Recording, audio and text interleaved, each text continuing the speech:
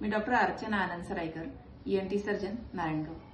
आज 16 एप्रिल हा दिवस जागतिक आवाज दिन म्हणजे वर्ल्ड व्हॉइस डे म्हणून साजरा केला जातो।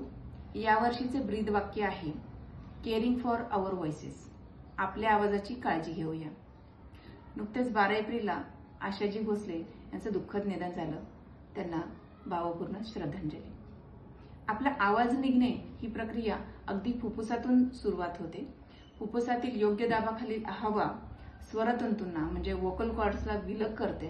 तिथून पुढे घशाची पोकळी, जबडा, नाक याद्वारे अनुनाद आणि उच्चार अशी प्रक्रिया होऊन अंतिम आवाज बाहेर पडतो।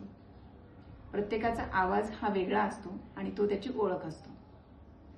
आवाजाची काळजी घेणे म्हणजे योग्य पद्धतीने वापरणे, फार मोठ्याने किंवा ओरडून बोलणे योग्य नाही आणि खूप काळासाठी जर ही अशीच चालू राहिली तर स्वरतंतूंना इजा होऊ शकते, तिथे सूज येऊ शकते किंवा गाठी निर्माण होऊ शकतात।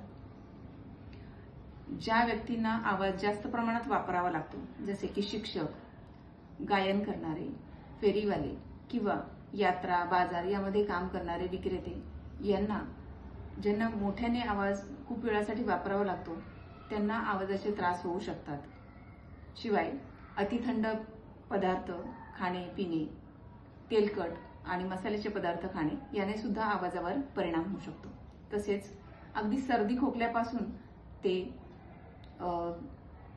घशाचे आजार आणि खोकला यामध्ये सुद्धा आवाज बदलू शकतो। किशोरवयीन मुलांमध्ये आवाज बदलणे हा महत्त्वाचा टप्पा असतो, ज्यामध्ये काही काळासाठी मुलांचा आवाज वेगळा येतो आणि नंतर मोठ्या व्यक्तींसारखा आवाज तयार होतो। जेव्हा आवाजाबद्दल काही तक्रारी असतील, आवाज खूप दिवसांसाठी बदललेला असेल किंवा जास्त बोलल्यानंतर थकवा वाटत असेल तर योग्य तज्ज्ञांकडून आवाजाबद्दल तपासणी करून घेणे गरजेचे आहे।